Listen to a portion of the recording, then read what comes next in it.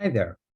So today I'm going to do a little bit of chapter 14 kinetics, and I'm going to focus on being able to do some of the Alex problems. So let's begin by talking about kinetics.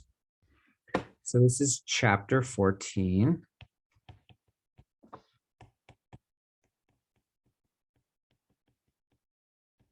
Okay. All right. So what we're going to do initially is we're going to look at what are called average and instantaneous rates. Okay, this is our first kind of topic that we're going to do in this objective. So to start off, this is what I would like to do. Imagine that you have a container. Doesn't matter what shape it is, it's just some container. And in it, you have these particles that are bouncing around like gas molecules, okay? And these are the reactants. So each of these little dots is a reactant. And I'm going to use the symbol A to represent the reactant. Okay.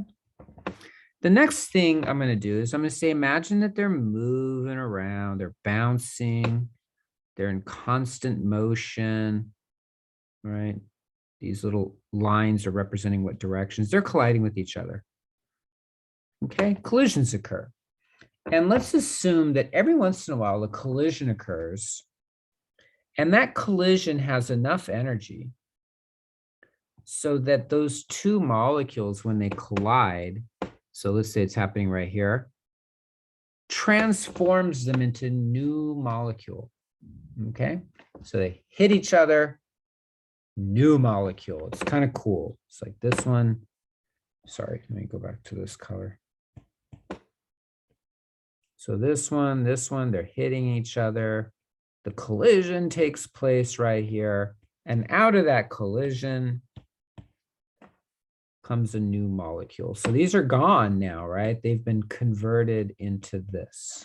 So now we have a new type of particle called a product. We'll call that B. We often use symbols in chemistry to represent these things.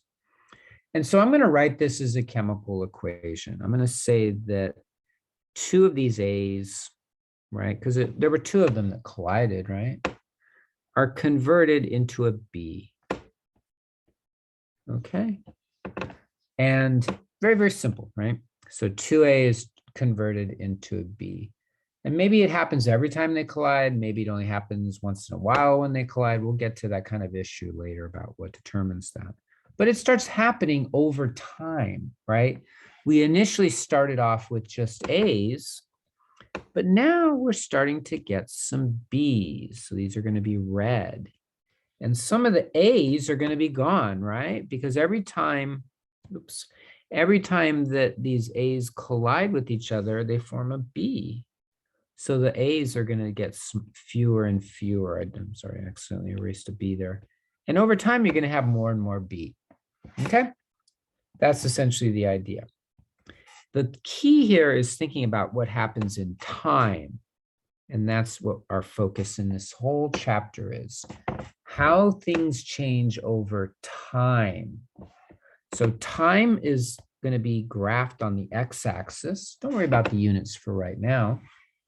And then on the y-axis, we could either do number, how many are there, or we could do concentration, how many are there per unit volume. Be aware of that, that idea of this thing of concentration, which is the amount of something over the volume.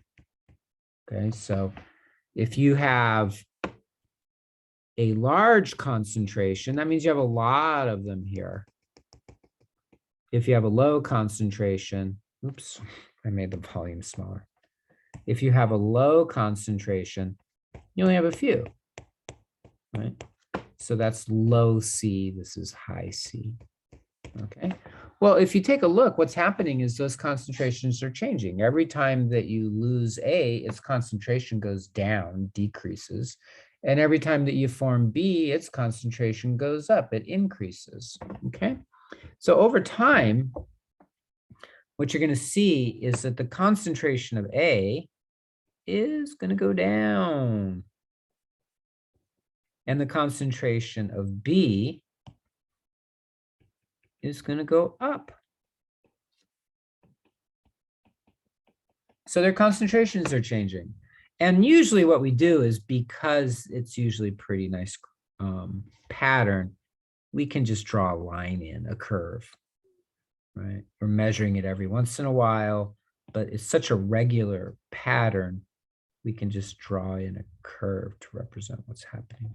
Okay, so there's our changes in concentration. Okay, now we're going to define the rate as the change. I'm going to put it in words first. The change in concentration of whatever, either A or B. It's arbitrary which one we want to look at. We could look at either. Divided by the change in time. Okay, change in concentration divided by change in time. Okay. Now, mathematically, numerically, the way we measure this change in concentration divided by change in time is there's two ways. One is called the average rate. The average rate, we use 2 points on the curve. Okay, you pick 2 points on it. Now, which two do you pick? That actually is a good question. It depends on what you want to do. In sense, you can pick any two. So what I'm going to do, I'm just going to do this for the reactant. I'm not going to do it for the product. I'm going to pick 2 points, and I'm going to pick, because I'm assuming this starts at 0 time. I'm going to pick this point right here. I'll circle it, and I'll pick this point right here. So I'm picking those 2 points, one at the beginning and then one further along. Now I'm going to make up some numbers here. Okay, let me erase this word here. And I'm going to pick this number here. I'm making an arbitrary scale. This is going to be 0. This is going to be 0.5. And this is going to be 1.0. You know, I picked nice easy numbers for me, right? Okay, so I pick that point, and then I pick that point right there. So let's do this pick using these 2 points. Let's look at the change in concentration. So the change in concentration is the final concentration, and I'm going to abbreviate that, cons, minus the initial concentration, final minus initial, divided by the final time. I'm going to put T for time, minus the initial time. T for time, okay? So which one's final, which one's initial? Well, initial is when you start, and final is when you end. So this is going to be the initial over here, and this is going to be the final over here, right? So now let's go through and do that calculation. And we'll get some rough numbers. I'm going to use very rough numbers here, but when you do the ALEKS problems, you'll see how it works out. So the final concentration, all I have to do is read across the graph to see what that number is on the y-axis. It's 0.5.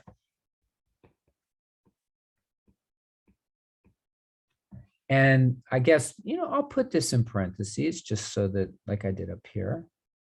And the initial concentration, again, I picked it up here, it's 1.0. Okay.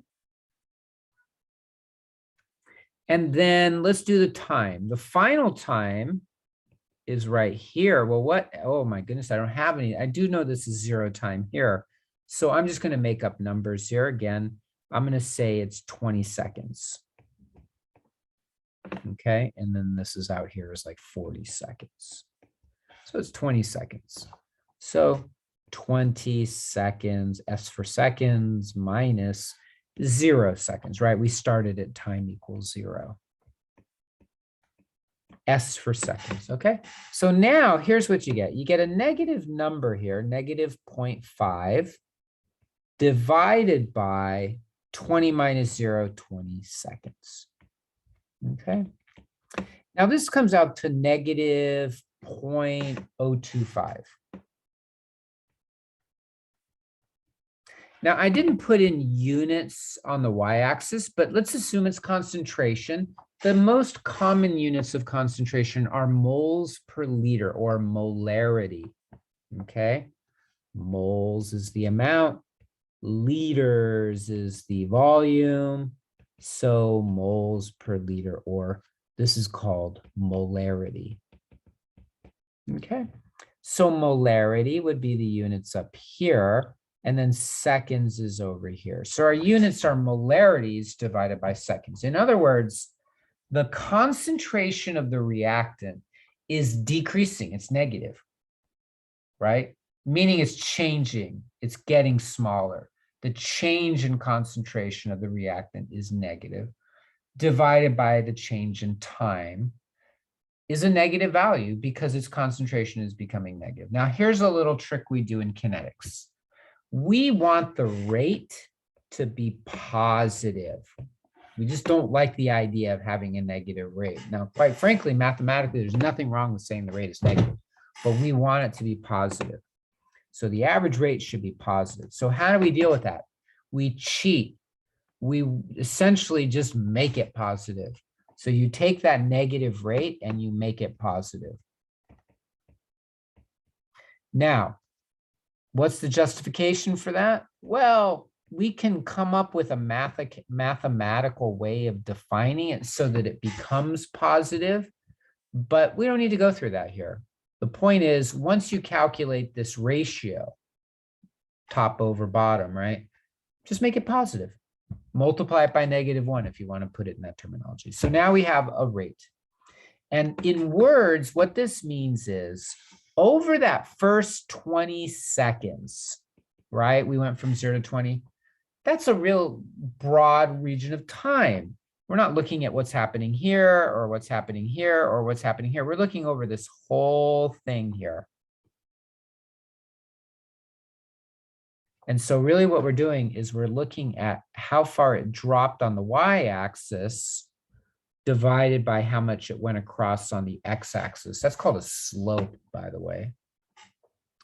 And that's the rate, 0.025 molar per second. In other words, we're assuming that it's decreasing by 0.025 molarity units every second. And that's called the average rate when you take 2 points. Okay? Average rate, pick 2 points on the curve, take the ratio of the change in y divided by the change in x, which is the change in concentration over the change in time. That's called the average rate. Now what I want to show you is a slightly modified form of this, which I'm going to call the instantaneous rate.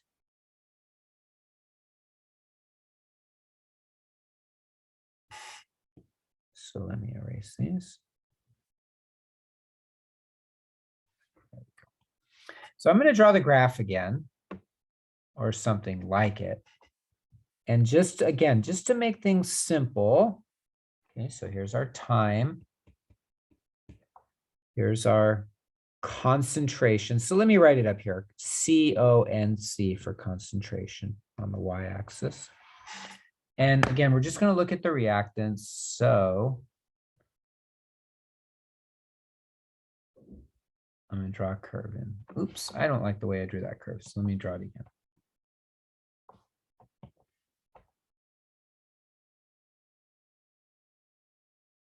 There we go. I like that curve more. Okay. So again, concentration and time. Let's put a couple numbers in here. I'm going to put, again, 20 seconds. I guess I'll put that right there. And then this is 0.5. And then 1 is up here, I guess. Is that right? No, sorry. I want to, oh shoot. I want to get this drawn in properly for you. Okay, so this would be about right here. So that would be about 1.0 right there. Okay, now we're going to do what's called the instantaneous.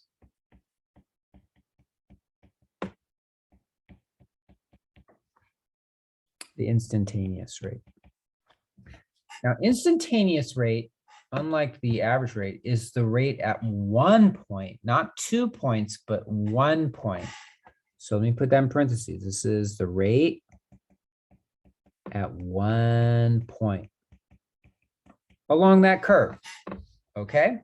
Now that presents a bit of a problem because the way we calculated the rate was to take the change in concentration, so that was 2 points, divided by the change in time, that was also 2 points. So if you're doing it 1 point, what are you taking the difference in?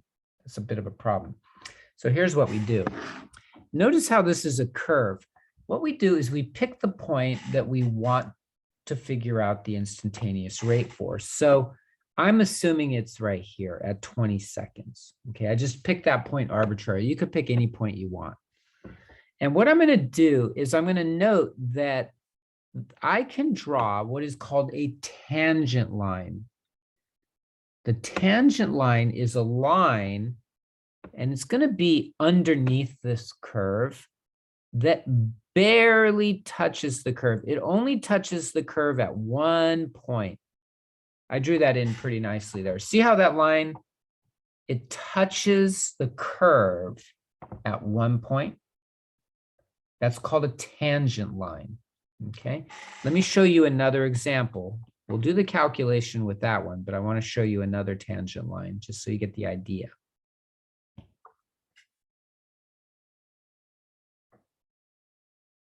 Again, sometimes it's hard for me to draw these. So I want it to kind of decrease rapidly and then kind of curve over. Okay, there we go.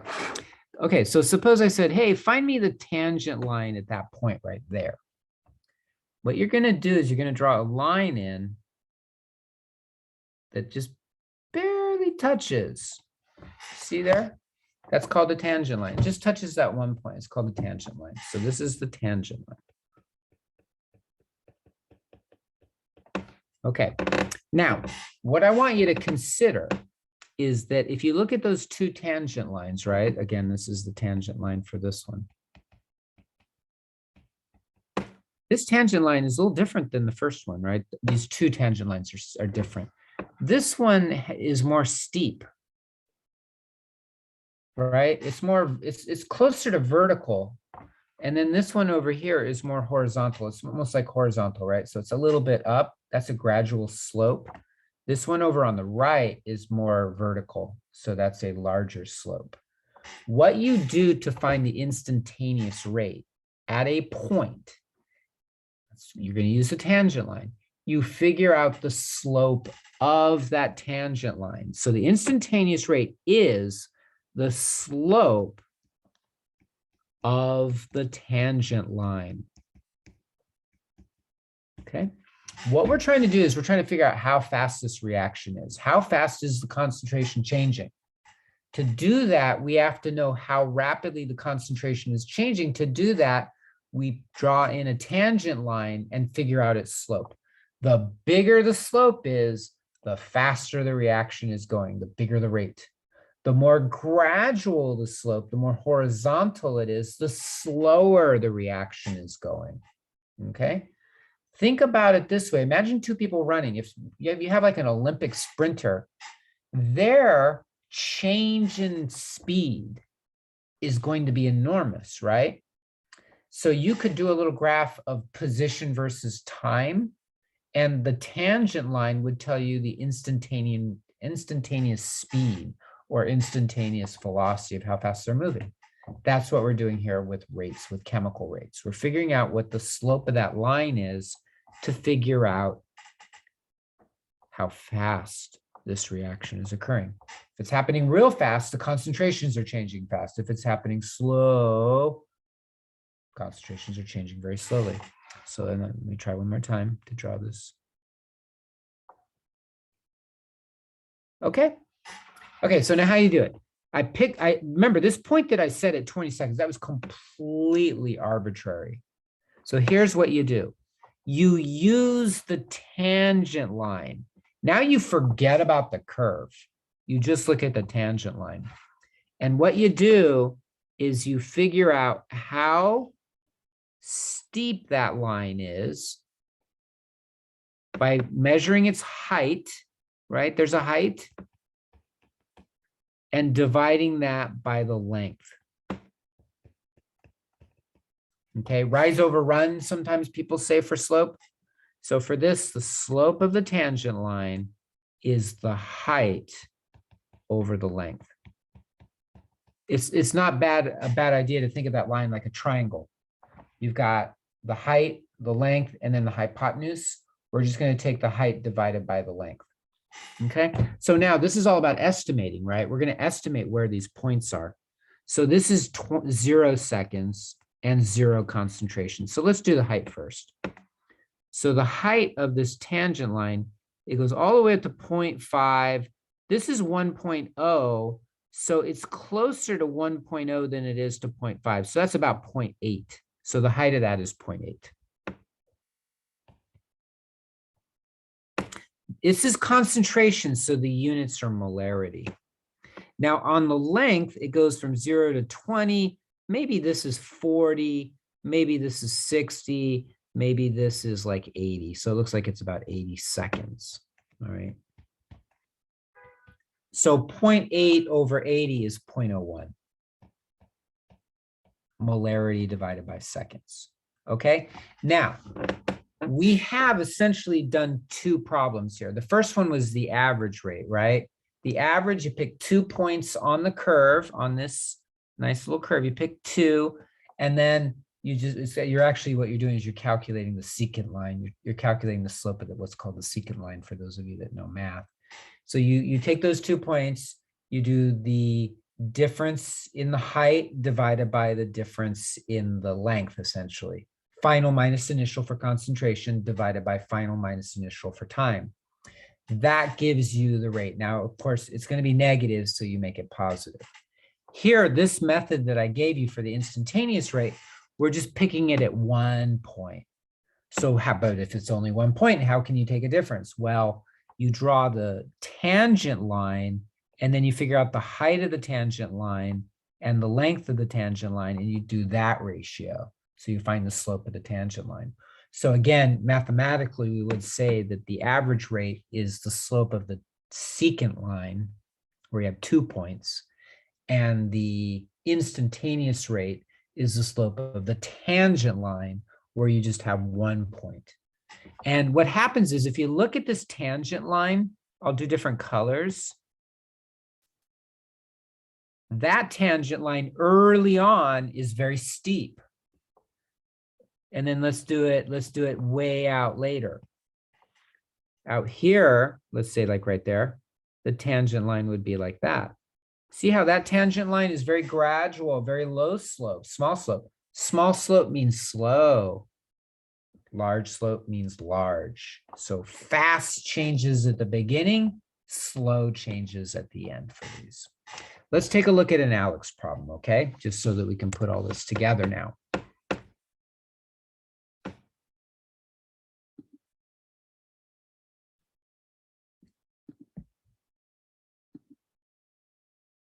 Okay.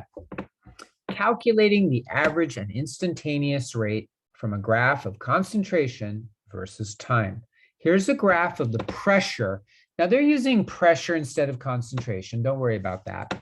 Of dinitrogen pentoxide, so N2O5, in a reaction vessel, a container, during a certain chemical reaction. Use the graph to answer the questions in the table below. So notice they don't really tell you whether it's a reactant or a product. They just say it has this gas in there.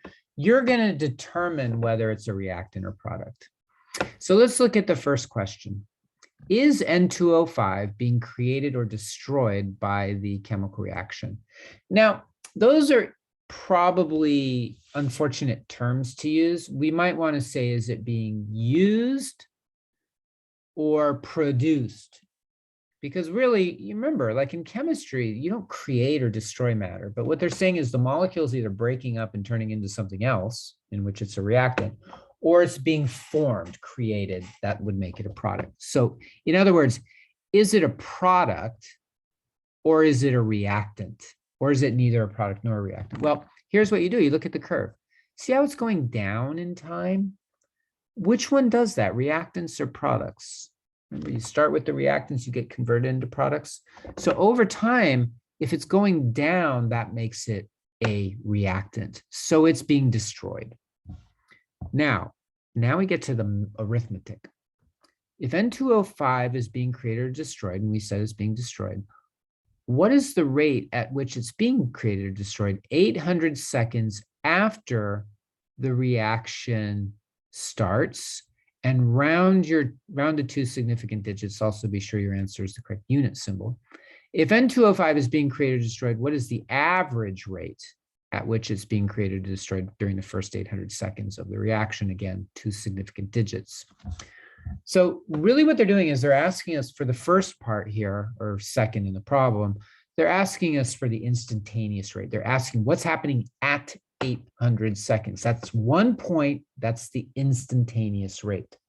Then they say average over the first 800 seconds. So not at 800 seconds, but over 800 seconds, over that whole period of time, that's the average rate. So remember, instantaneous 1 point, that would be the tangent line slope. Average rate is the secant line slope, which is the average over 2 points, over 2 periods of time. Now, let's take a look at some of the numbers here.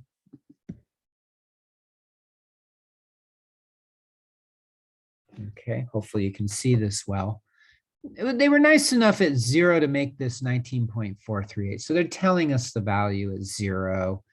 And so now you know that at time equals 0, it's 19.438. And then 800 seconds, let's go down on the X graph, on the X axis, 100, 200, 300, 400, 500, 600, 700, 800. So we're going to come all the way up to there. And they're trying to help us here. They conveniently make the curve fit right on that line. So it looks like you go over to here, which is like a 9. Okay. So the first one they said was at 800 seconds. So that's the tangent line. So we need to draw the tangent line in there. Okay. So I can't really draw on this screen. So what I'm going to do is I'm going to put it over here on the whiteboard. Okay. And I'm just going to try to make it as close as I can for you. There's a nice blue color. Keeping in mind that we have 800 seconds here. So this is time in seconds. This is pressure. And then they said it was 19.438 at 0. Okay. So at 0 and 0, it's 19.438. Okay. And then the curve, when you get to 800,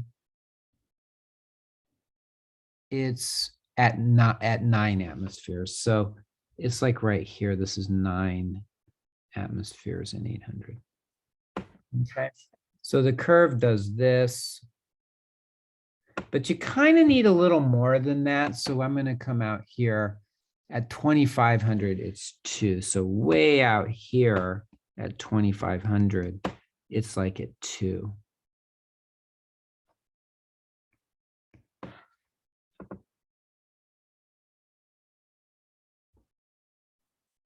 Just to give you like kind of a view of the whole thing. Now, here's our 800. Remember, we said at 800, right? So that's where we're going to do the instantaneous rate. So I'm going to try to draw a tangent line here. That's not too bad, right? That looks like a decent tangent line. Okay. So there's our tangent line. Okay, and we just want to find the slope of that tangent line. Remember, the slope is the height. Okay, now I'm looking at the actual problem here so that I can kind of see what that's at. But it looks like I'm sorry, this is a little tricky. Let me do this.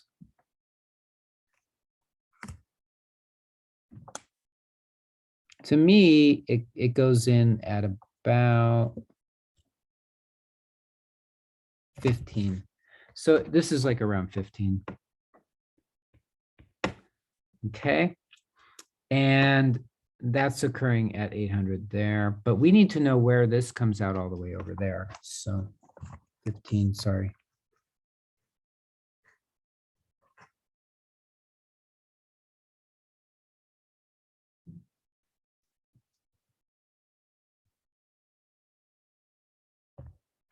Looks like it comes out here at about 1800. Okay. So now remember, we're going to do the instantaneous. We're going to do the height over the length. Okay, so the height is from here to here. That's 15. Remember, think of the triangle. That's 15. And then the length is from here to here. So that's 1800. Okay, so 15 over 1800.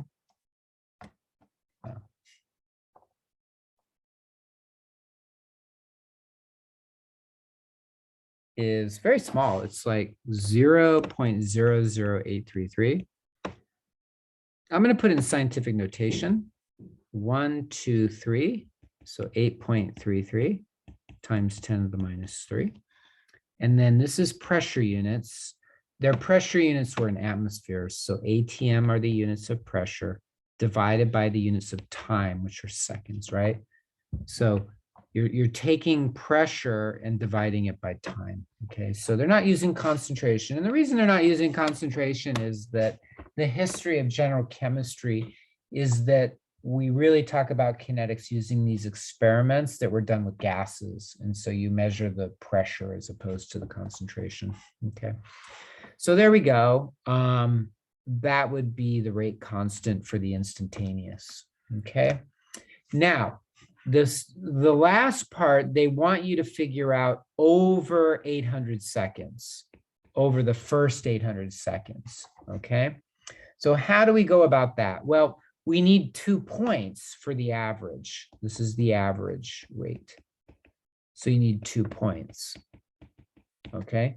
Well, it's very convenient to use t equals 0 right at the beginning, right here. And then we're going to use at 800 seconds right there. Now at 800 seconds, as I said, that's 9 atmospheres, okay? So now the average rate would be the change in the pressure divided by the change in time. Now remember, we wanted to make it negative, make it positive, so you'll change that, but let's go through it. So this would be P final minus P initial, divided by T final minus T initial. Okay, final minus initial. Okay, so let's do the final pressure is 9 atmospheres. Minus, we started off all the way out here at 19.438, I think it was. Now notice I couldn't figure out, is it 9 or is it 9.01? That 0.438, they're giving you that value, but for all of the other points on that curve, we don't have that many significant digits. We can't estimate that well. We'll be lucky to get like maybe 0.3, like we might be able to see the difference between 19 and 19.3, but not 19 and 19.3 and 19.35, Now, we're going over the first 800 seconds, so it's from here to here. So 800 minus 0. Okay. Well, that's going to be negative, right? But remember, we just make it positive. So 9, well, I should be able to do this arithmetic. This would be minus 10.438, right? 9 minus 19 over 800 seconds. Okay. So 10.438 over 800, and it looks like you get, 0.013, and then that's atmospheres per second. Okay, now remember it's negative, right? But we make it positive because we want a positive rate. Okay, so see how the rates are different? the instantaneous rate is the rate right here at 800 seconds. The average rate is over the first 800 seconds. So in a way, we're averaging the rate over this whole period of time. It's slowing down, by the way. You can see that, right? The steeper the curve, the faster. So at 0, it's fast. At 800, it's slower. At 2500 seconds, it's a lot slower. Okay, so you get different values. So we have our average rate, and then we have our instantaneous rate. In general, the rate starts off fast, so the instantaneous rate at the beginning is going to be very large. Then it gets slower, then it gets slower, then it gets slower, then it gets slower. And there you go. Okay, so that is an introduction to this idea of kinetics and how it relates to time.